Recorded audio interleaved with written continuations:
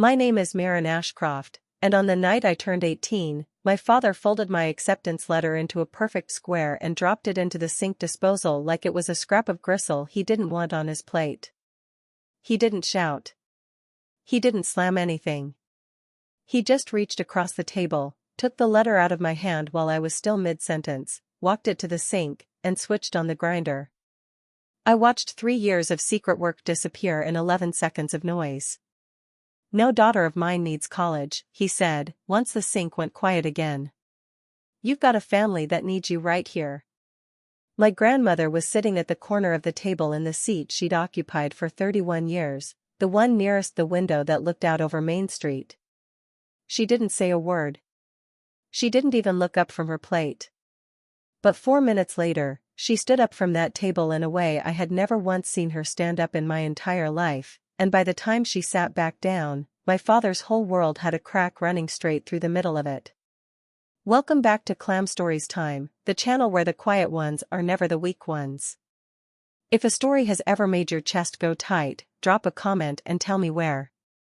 And if you're new here, hit subscribe, because we've got a long one tonight, and it earns every minute. We lived in the apartment above Ashcroft Print and Stationery, on the corner of Fenwick and Main, in a town called Colby Falls where everybody's wedding invitations, funeral programs, and church bulletins had come off my great-grandfather's press since 1949.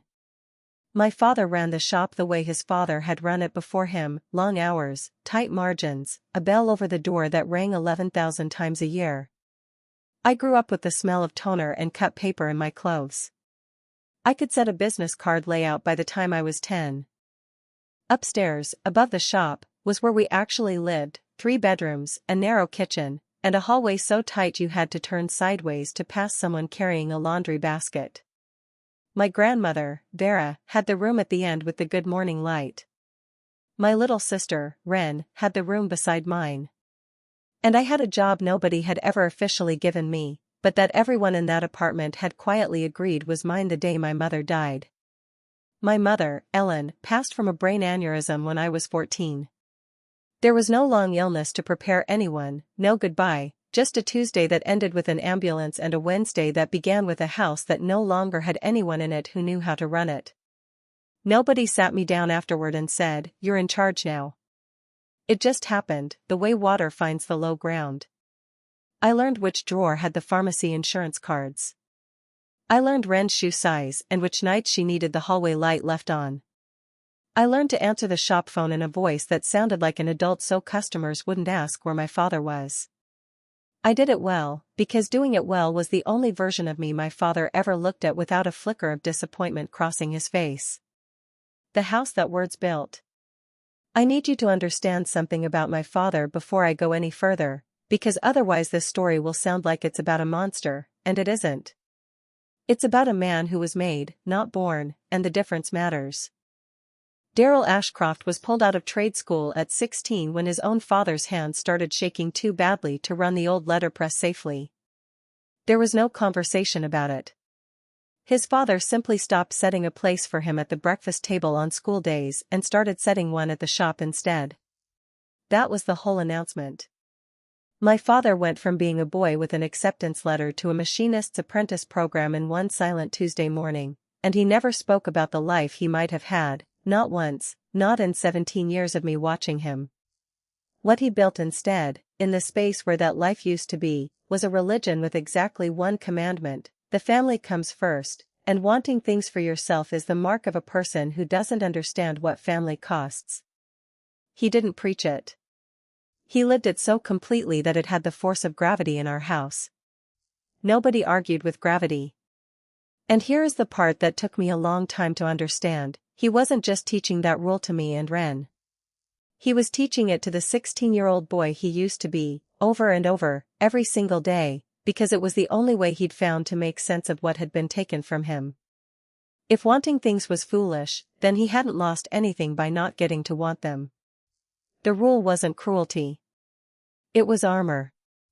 But armor doesn't know the difference between an enemy and your own daughter standing across the table from you holding a piece of paper with her name on it. My grandmother Vera was 79 that year.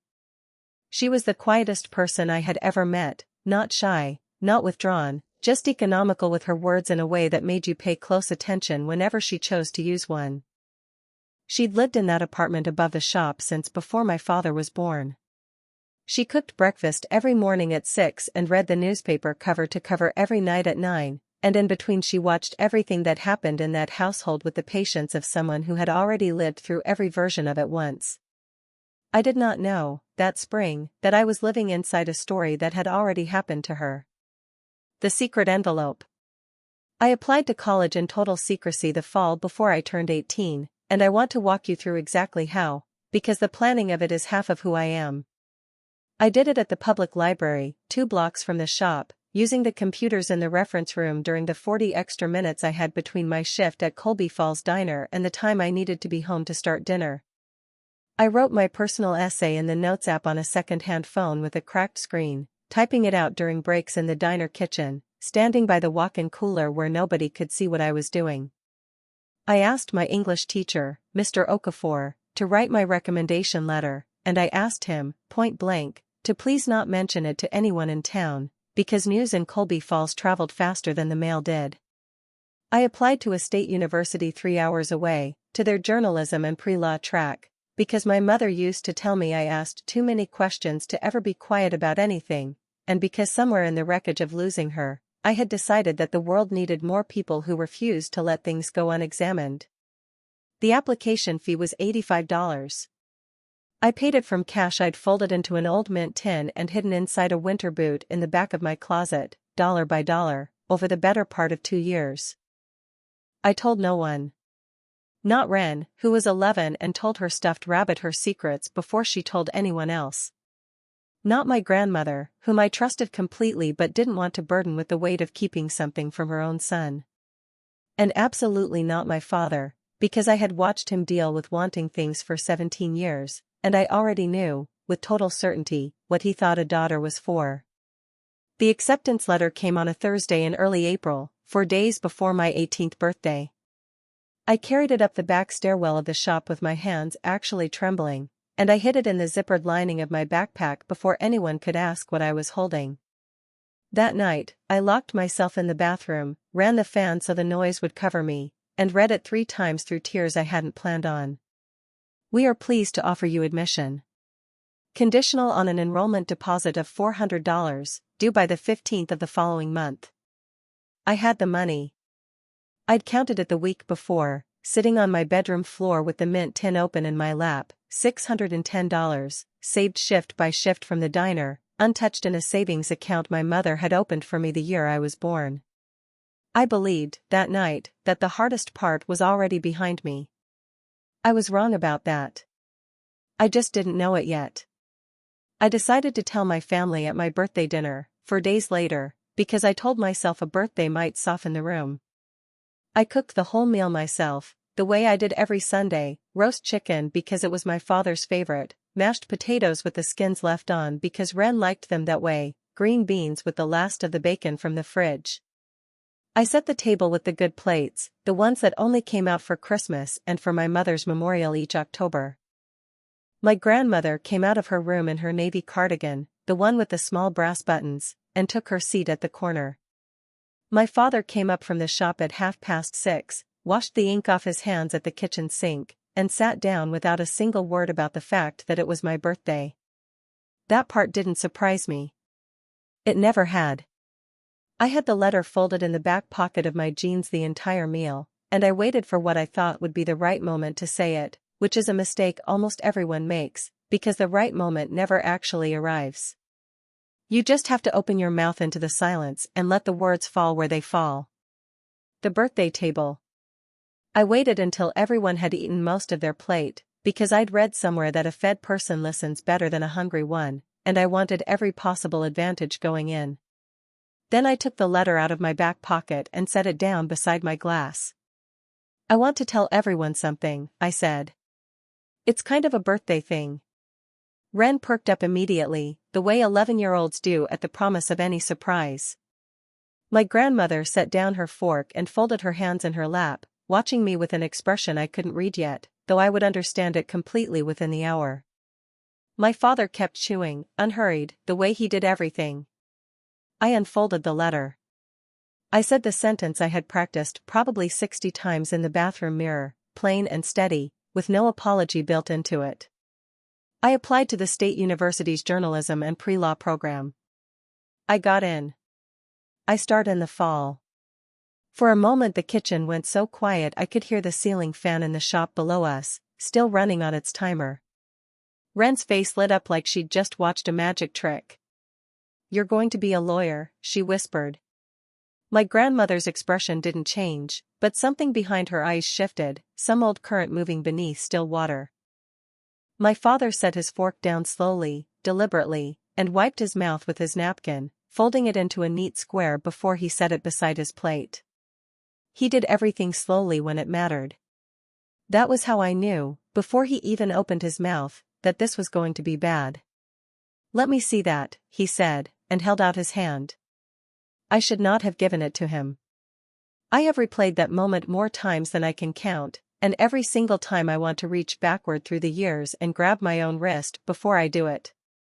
But he was my father, and I was 18, and I had spent my whole life handing him whatever he asked for the instant he asked for it. So I handed him the letter. He read it in about 4 seconds. His jaw worked once, twice. And then he did the thing I will remember for the rest of my life. He didn't tear it in a fit of temper. That's the part people who hear this story always assume, and it's never what actually happens with a man like my father. He folded it in half with careful, exact hands, lining up the corners like he was preparing a receipt for the register, and then he stood, walked 3 steps to the sink, and dropped it into the garbage disposal. He flipped the switch. The grinder ran for 11 seconds. When he turned it off, the kitchen was so silent I could hear water still dripping from the faucet. "No daughter of mine needs college," he said, sitting back down, calm as a man reading a weather report. "You've got a home. You've got a shop that's going to need running someday. You've got your sister to help raise." "Lawyer." He said the word like it had gone bad in his mouth. "You think this house runs itself while you're 3 hours away playing dress-up in a lecture hall?" Wren had gone pale, looking between the two of us like she was watching a car accident happen in slow motion. I felt heat climb up my neck, and I did the single hardest thing I have ever done at that table, which was to keep my voice from shaking. "I paid for that application myself," I said. "I earned every cent of it.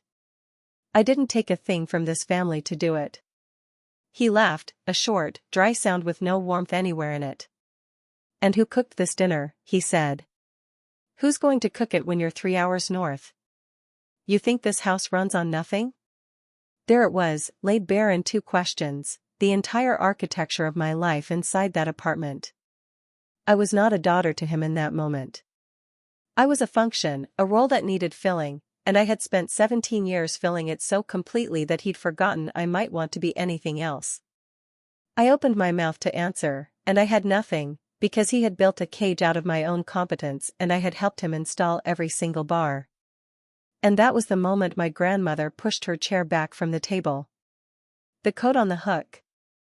Vera stood up slowly, the way it took her a moment to do everything by then, one hand flat against the table for balance, the other reaching for the back of her chair. Nobody moved to help her.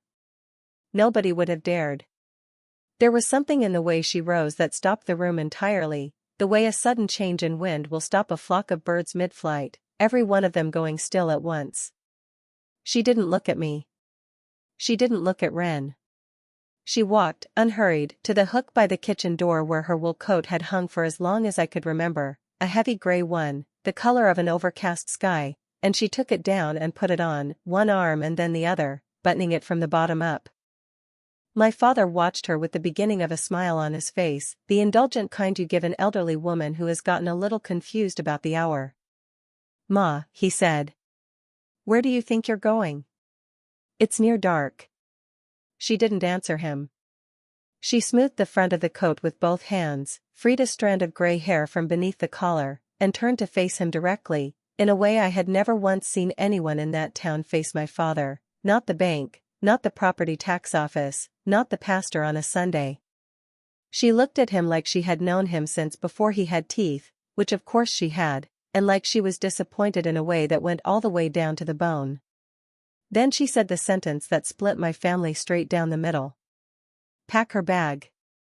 She's coming with me." That was it. The entire speech, 6 words long. My father blinked, and then he did the thing that told me everything about how little he understood the woman who had raised him. He laughed at her. "And where exactly are you taking her, Ma?" he said, leaning back in his chair, shaking his head like she'd told a joke at the wrong moment. "You don't drive anymore. You don't have $2 that aren't mine. You live in my apartment." "I lived in this apartment before you were a thought in anyone's head," Vera said, and something in the flatness of her voice made his smile falter for the first time. "This building was never yours to hand out permission in. You've just never had a reason to find that out." She let the silence sit there for a long moment. She was good at silence, she'd had decades of practice, and then she turned and walked back toward her room off the kitchen, slow and unbothered, while the three of us sat frozen, listening to the drawer of her nightstand slide open somewhere down the hall. Ren found my hand under the table and gripped it hard enough to hurt. My father's smile had gone stiff and strange, like a photograph of a smile rather than a real one. He stared at the sink, where the grinder had swallowed my letter, and then at the doorway his mother had disappeared through, and for one single second I saw something cross his face that I didn't yet have a word for. It wasn't anger. I knew anger.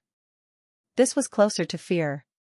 My grandmother's footsteps came back down the hall a minute later, unhurried as always, and she was carrying something small and flat and worn to the color of weak tea, held in both hands the way you carry something fragile, or something that had already been broken once, a very long time ago, and had never fully healed. The letter in the drawer. She sat back down in her chair at the corner of the table and set the object down in front of her, and I saw that it was an envelope, thin and soft with age, and my father saw it too, and something in his posture changed, some old wariness surfacing that I had never once seen in him before. "You want to know what this house eats?" Vera said, and she looked directly at my father when she said it, not at me. "I've watched it eat daughters for 3 generations, Daryl, and I let it eat me first, so don't you sit there acting like this is a rule that came down from God. It came down from your grandfather, and I let it come down onto you, and now you're handing it to her like it's a family heirloom." She unfolded the paper with careful hands. It had been torn once, I could see the seams, and painstakingly mended with strips of cellophane tape gone amber and brittle with age. The edges matched up with the kind of precision you only get from someone who has done something 1,000 times over in her memory before she ever actually did it with her hands. Across the top it read Wexford County Teachers College, and the date beneath it said April 1963, and it was addressed to a Miss Vera Holt, which had been my grandmother's name before she married into ours. "I got in on my own," she said. "Wrote the essay myself, in a school notebook, over about 6 months. Saved $11 from house cleaning I did for the Redmonds down the road, and I had enough for the deposit with a little to spare. And I brought it to this same table, in a different kitchen, the year I turned 18, and I told my father the same thing your daughter just told you." She smoothed the tape flat with her thumb, an old habit worn into muscle memory. "My father took the letter out of my hand," she said, "and he tore it in half, right across the middle, and told me no daughter of his was going to leave a family that needed her to go and play teacher in a city 3 hours away." Nearly the same words, Daryl. I want you to notice that. Nearly your exact words, 60 years apart, out of the mouth of a man who never once knew he was quoting his own father. The words landed on my father one at a time, each one a fresh strike. It was the same sentence, delivered 2 generations later, in the same family, nearly the same syllables, spoken by a man who had absolutely no idea he was reciting an inheritance rather than a belief he'd arrived at himself. "I taped it back together the next morning while everyone was still asleep," Vera said, "and I have carried it through 2 houses and a marriage and the birth of my son and the death of my husband, and I kept it in that drawer for 62 years to remind myself exactly what was taken and exactly who took it. I am done being reminded quietly. Tonight it's evidence." "Evidence of what?" I asked, when I finally found my voice. "That this runs in a line," she said, "and a line can be cut." She told me the rest of it slowly, in pieces, over the following days, the way a person tells you something they have genuinely never said aloud before.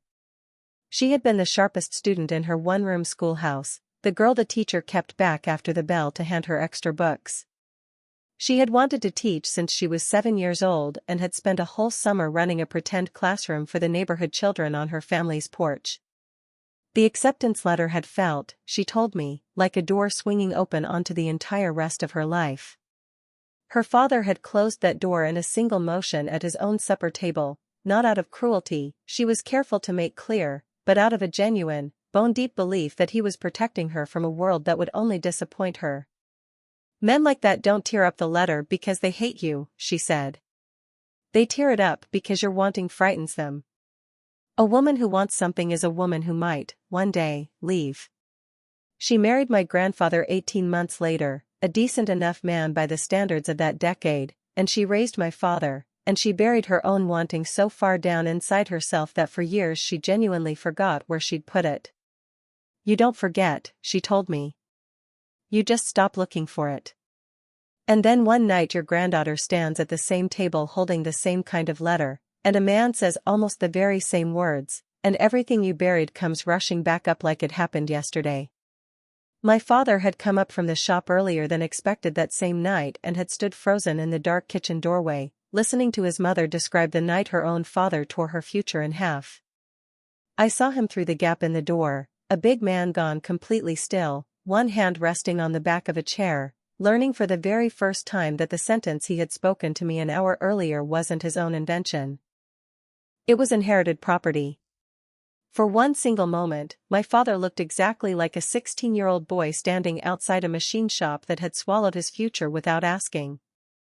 I felt something old and complicated pull at my chest, some leftover daughter love that wanted to cross the room and put my arms around him and tell him none of this was his fault, that the same hand which broke his grandmother had reached down through the decades and broken him too. But my father was not built to hold a feeling that size and stay standing.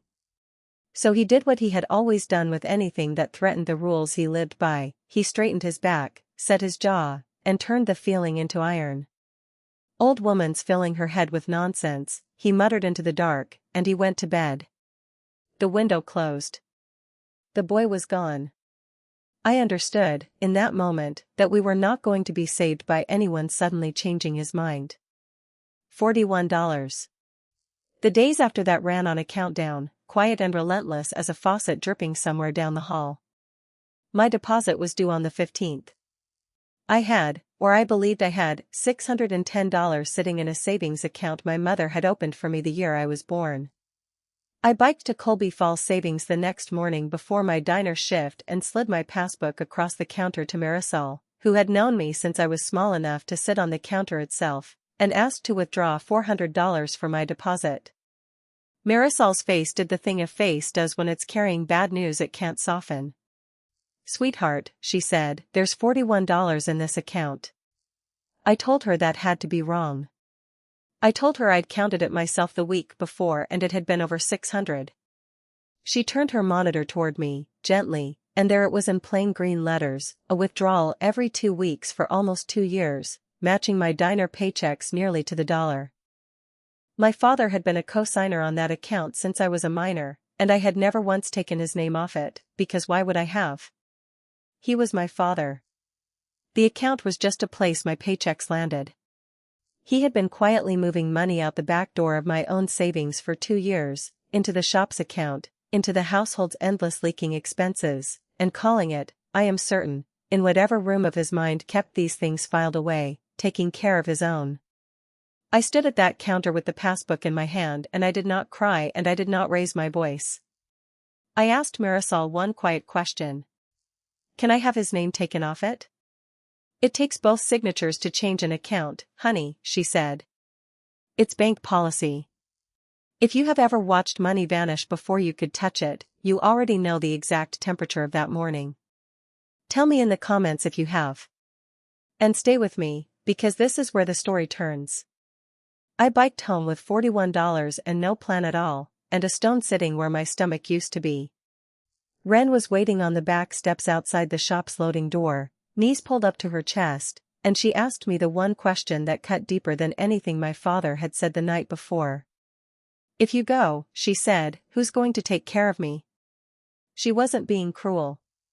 She was 11, and she was asking the only question that actually mattered to an 11-year-old whose mother was gone and whose big sister was the closest thing to solid ground she had left in the world.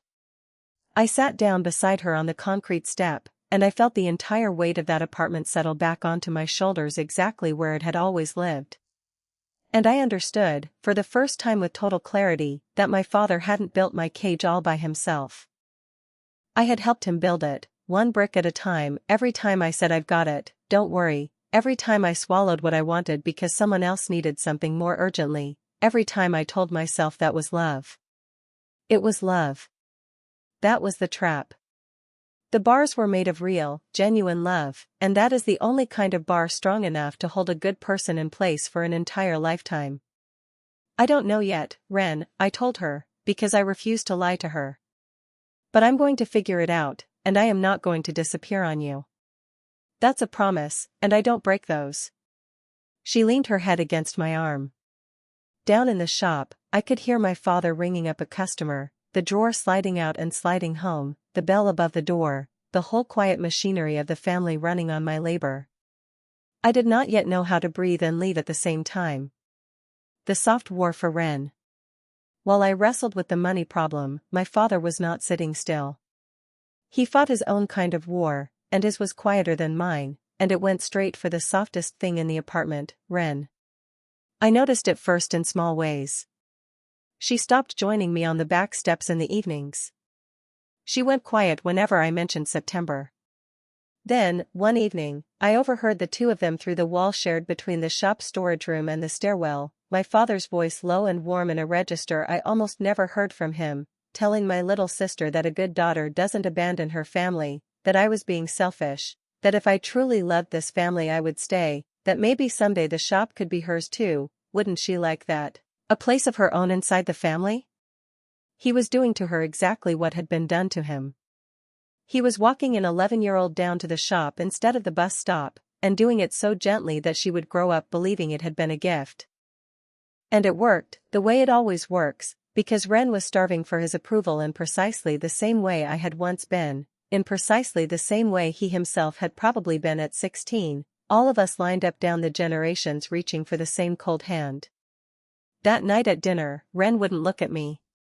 "Dad says you think you're better than us," she said to her plate.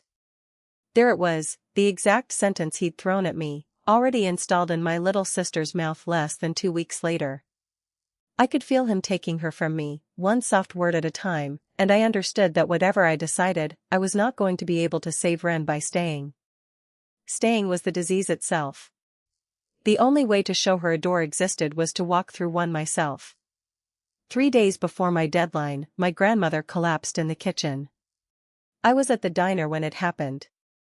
Ren found her on the floor by the stove and called down to the shop, and my father carried his mother down the stairs and drove her to Colby Falls General while Ren sat in the back seat holding Vera's hand and crying the whole way.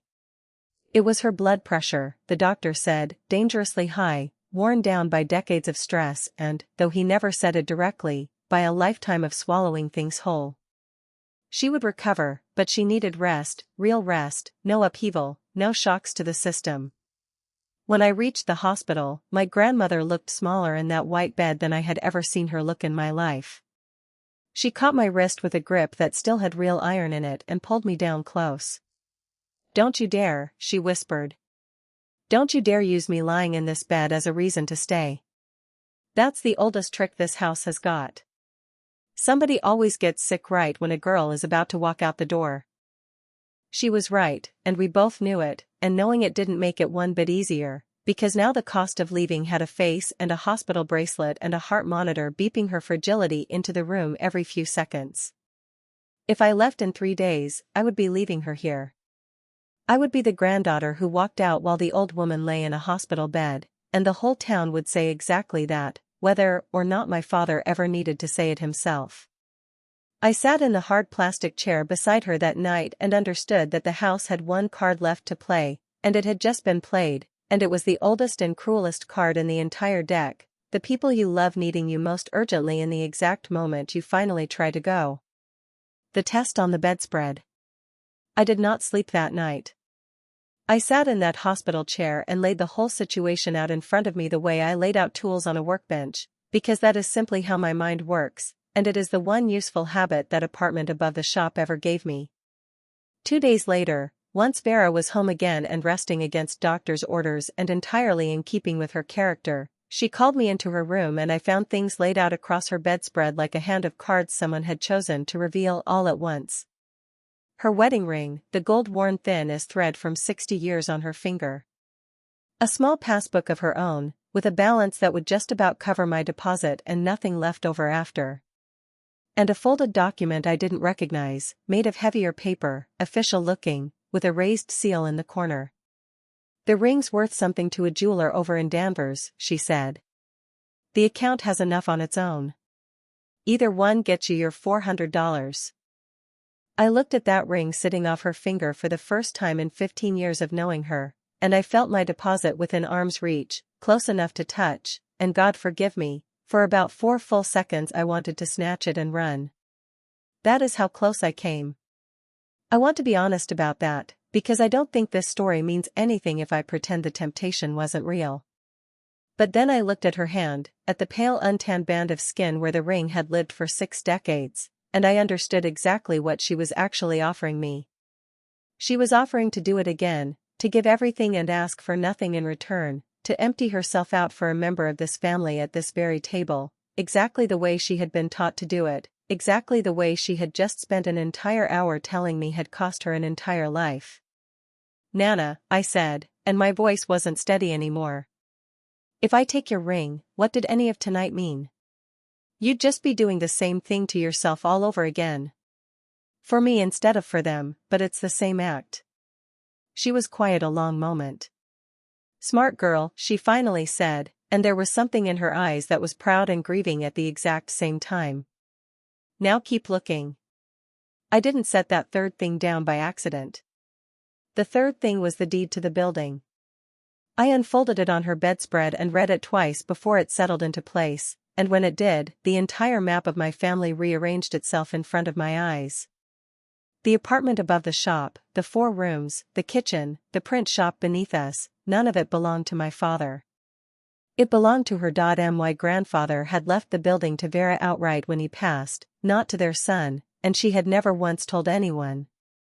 My father had spent 2 decades ruling a household that legally belonged, every square foot of it, to his own mother.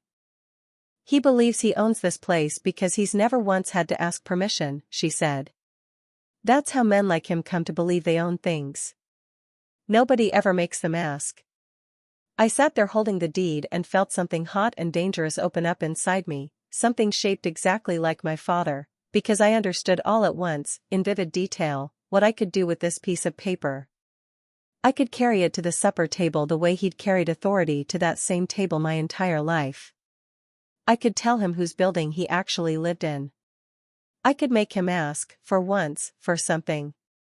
I could take the one thing that had never been questioned, his position at the head of the table, and crack it in half in front of my sister and let the pieces fall wherever they landed. I could win. Completely, decisively, permanently win. And everyone at that table believed they knew who owned the roof over their heads, and every single one of them was wrong, and I was holding the proof in my own 2 hands. For 2 full days I carried that plan around like a hot coal, turning it over, imagining it in detail the way you imagine something you already suspect you shouldn't do. I would wait until dinner. I would wait until he said something cutting, which he always did without fail. Then I would slide the deed across the table and watch his expression change in real time. I would say, in the exact calm voice he'd used to grind my letter into nothing, "This isn't your building, Dad. It never was. And Nana wants me to have my deposit, so you're going to write me a check for the $400 you took out of my account, or Nana and I are going to have a very different conversation about who sleeps where." I could feel how good it would taste. And then, on the second night, lying awake in the dark, I heard it, I heard whose voice I would be using. I was going to beat my father by becoming him.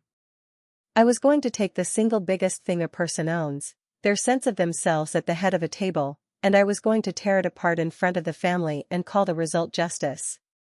Leverage flows in one direction, from the person who holds it to the person who doesn't. I would simply be the one holding it now. And I understood, lying there in the dark, that if I won that particular way, I would get my deposit and lose the entire point of leaving, because the point was never to sit at the head of that table. The point was to be free of the table altogether. The Last Supper. The morning of the 14th, one day before my deadline, I packed my bag in the gray light before the shop opened, moving quietly through the room I had slept in my entire life. I didn't take much, because not much of it had ever really belonged to me. 2 changes of clothes. My mother's watch. A photograph of the 4 of us taken before she got sick. My acceptance letter, the one my father had ground up in the disposal, which I had fished out of the trash the night of my birthday and pieced back together with clear tape at 2 in the morning, matching the ragged edges in the exact careful way my grandmother had once taught an entire generation of women to mend the things men break. I set the bag down by the kitchen door, beneath Vera's gray coat on the hook, where anyone would see it the moment they came in for supper. That bag on the floor was a sentence I could not take back once it was spoken. Once my father saw it, there would be no returning to being the daughter who cooked the roast and swallowed her wanting whole. I would simply be the girl who packed. I stood there with my hand still on the strap and felt the old version of my life end quietly, the way most lives actually end, not with a scream, but with a bag set down on a linoleum floor. I still had the deed folded in my jacket pocket. I had not, standing there, fully decided whether I was going to use it. I only knew the bag was down, the line had been crossed, and that evening a daughter was finally going to answer back at that table. I cooked one last supper, and I want to be clear that I did it deliberately, not out of habit and not out of surrender, but because I wanted to walk out of that apartment on my own terms, and my terms included roast chicken. My grandmother had come home from the hospital that afternoon against doctor's orders and entirely true to form, and she sat at the corner of the table in her cardigan, pale but upright, watching everything. Wren sat with her hands folded in her lap, eyes down. My father came up from the shop at 6:30, washed the ink from his hands, and saw the bag beside the door. He went very still. He looked at the bag, then at me, then he sat down at the head of the table and picked up his fork like nothing at all was wrong, which was, I had come to understand, his particular way of declaring war. "Big plans," he said, nodding toward the bag, and he almost smiled. "Bus north leaves at 9 tomorrow morning," I said. "I'll be on it." "With what money?" he said, and it wasn't really a question, because he already knew exactly what money, since he was the one who had quietly taken it. He thought he had already won. He thought the arithmetic was entirely on his side, and the town was on his side, and the sick woman at the end of his table was on his side, and that all he had to do was sit there, calm at the head of his own table, and let my impossible math do the work of breaking me for him. He was almost right, and that was the genuinely terrible part. On paper, he had already won. What he didn't know was that I had stopped agreeing to play the game he believed we were playing. I set down the serving spoon and reached into my jacket pocket, and I felt the deed there, heavy and folded and full of everything I could do to him if I chose to. I felt Wren watching, and my grandmother watching, and I understood that this was the exact moment the whole line of women behind me had been bending toward, and that they were about to learn who I really was by whatever I pulled out of that pocket. So I took out the deed. My father's eyes went straight to it. He didn't know what it was, but he knew official paper, and he knew the look on my face, and something in him tensed. "Do you know what this is?" I asked him, and my voice came out level as his had ever been at that table. "It's the deed to this building. Grandpa left it to Nana. Not to you. You've been living in your own mother's building for 20 years, telling everyone at this table what they owe you for the roof over their heads." His face went gray and then red. He opened his mouth, and I set the deed down on the table in front of me and laid my open hand flat across the top of it, and I did not slide it toward him, and I did not tear it. "And I'm not going to use it," I said. "I could take this building right out from under you tonight, right now, at this table." I could make you write me a check. I could make you ask permission to sleep in your own bed the way you've made every single person here ask you for everything, for years. That's exactly what you would do if you were the one holding this. But I'm not you. I'm not going to win by learning your one trick and using it better than you did. The kitchen went dead silent. I don't think the traffic outside the window even made a sound. You said no daughter of yours needs a college education, I told him. You were right about exactly one thing in that sentence. No daughter of yours needs your permission. I picked the deed back up, folded it, and set it down gently beside my grandmother's plate, where it belonged. Then I picked my bag up off the floor. My father shot to his feet, and whatever calm he'd been holding on to finally cracked wide open, and he was shouting now, words tumbling out on top of each other. You walk out that door, you don't come back, you're throwing away your whole family, you're selfish, after everything I've done, and his voice climbed and cracked, and I realized, watching him, that he was not actually a tall man at all. He only ever stood at the head of the table. I did not shout back. I looked at my little sister. The door isn't locked, Ren, I said. Not for you either. Not now, not ever. Whenever you're ready. And I walked out. The bell.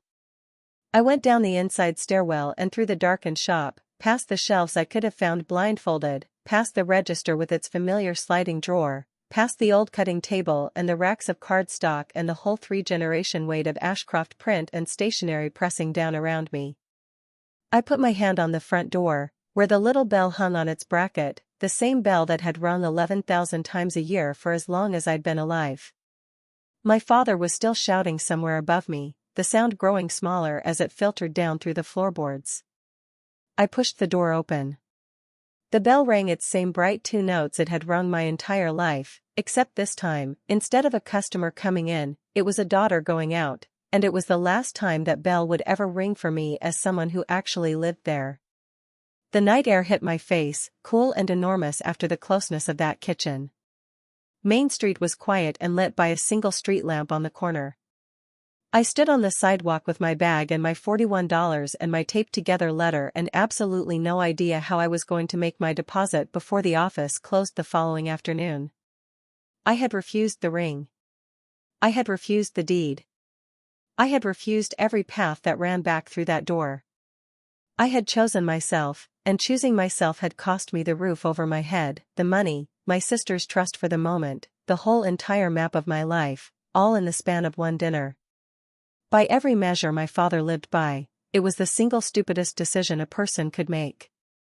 And I have never in my life felt anything as clean as I felt standing under that street lamp, finally, unbearably, mine.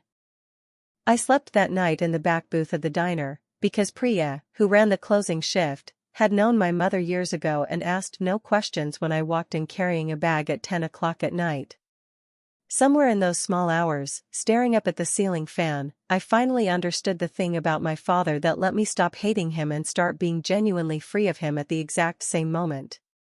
He never hated my dreams. He hated that I still had one left to lose. He had lost his at 16 on the walk to the shop instead of the bus stop, and my grandmother had lost hers at 18 at a different supper table 60 years earlier, and every person in that apartment had been walked, one by one, away from the thing they wanted, until wanting itself had come to look like the enemy. My father tore up my letter for the exact same reason a man who has lost a leg can't bear to watch someone else run. It wasn't cruelty. It was grief, turned inside out and handed down the family line, dressed up as a rule about what daughters supposedly need. Once I understood that, I understood something else too. I hadn't beaten him. You cannot beat grief in a fight. You can only refuse to inherit it. I made my deposit the next day, and I want to tell you it happened through some kind of miracle, but really it just happened through people, which is the only kind of miracle I've ever actually believed in. Mr. Okafor, my English teacher, had a former student on the university's financial aid committee, and once he heard what had happened, from Priya, from Marisol at the bank, from the way news moves through a small town like water finding every available crack, he made 3 phone calls before 8 the next morning. There was an emergency hardship fund. It required an essay and a letter of support and a single conversation with the financial aid office, and I had all three assembled by noon, and my deposit went through at 4:51 in the afternoon, 9 minutes before the office closed, under a document signed in my own name and nobody else's. What grew from the ash? I started that fall. I worked 32 hours a week at a campus dining hall and carried a full course load and slept when I could manage it, and it was the hardest 3 years of my life, and I never once, not for a single hour, wished I was back in that apartment above the shop. My grandmother mailed me a card every month with a $10 bill folded inside and exactly one line written in her shaking hand. The first one read, "You did the thing I couldn't." I won't pretend everything got fixed, because I promised you at the start of this story that I wouldn't lie, and I'm not going to start now. My father didn't call that fall. He didn't call that Christmas. He didn't call for years. The shop stayed open, and the town stayed the town, and plenty of people in Colby Falls agreed with him that I'd abandoned my family, and some of them still cross the street when they see me at the grocery store during holidays. The culture that raised him raised 100 other men in that town exactly like him, and my leaving didn't change a single one of their minds. That's the honest truth about walking out of a house that eats its daughters. The house doesn't collapse behind you. It just loses one plate at its table and keeps right on eating. But some things did change, in the quiet way real things actually change. My grandmother mailed me her own taped-together letter from 1963 in a padded envelope a year later, with a note that said, "This belongs with a lawyer now." I had it framed, and she lived to watch me pass the bar exam, riding the bus 3 hours north at 82 years old in her gray wool coat, sitting in the third row and refusing to cry, because she was not a crier, but she held my hand at the reception afterward hard enough to hurt, the same way Wren once had under a different table entirely. Wren and I stayed close through all of it, phone calls, letters, the $10 bills I started sending her myself, the same way Vera had sent them to me. I kept the promise I made her on those back steps. I did not disappear.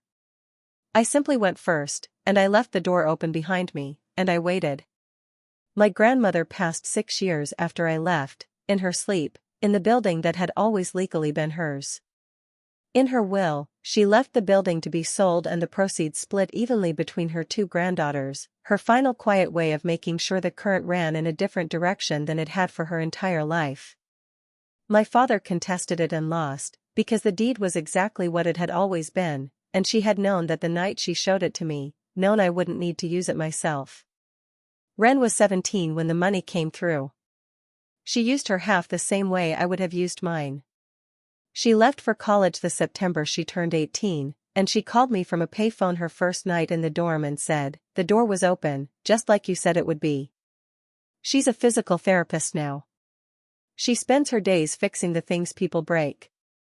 The same family sickness turned at last into something that looks a great deal like a cure. I'm 32 now. I'm an attorney in a mid-sized city 3 hours north of the town I grew up in, and on the wall of my office there are 2 acceptance letters framed together, both of them torn once, both of them taped carefully back together along the ragged edges, 60 years apart, in the same patient hand a woman uses when she has decided she is no longer willing to lose the thing she's mending. The line got cut. It got cut with me. If there's one thing I want you to carry out of this story, it's this: the people who tell you your dream is selfish are almost always mourning one of their own. You can love them, and you can understand exactly how they became who they are, and you can even forgive them, and still refuse to pick up the knife they're handing you, because the bravest thing a person can ever do is walk out a door still wanting something out loud, unashamed, into a night that owes you nothing and might give you everything anyway. A torn letter. A gray wool coat. A grandmother's voice at the end of a table. Pack her bag. If you've ever been told that wanting more made you ungrateful, if you've ever set something down instead of using it as a weapon, then you already understand exactly what my grandmother stood up that night to teach me. Tell me in the comments where you found your own door. And if this story moved you even a little, subscribe to Clam Stories Time. I'll see you at the next one.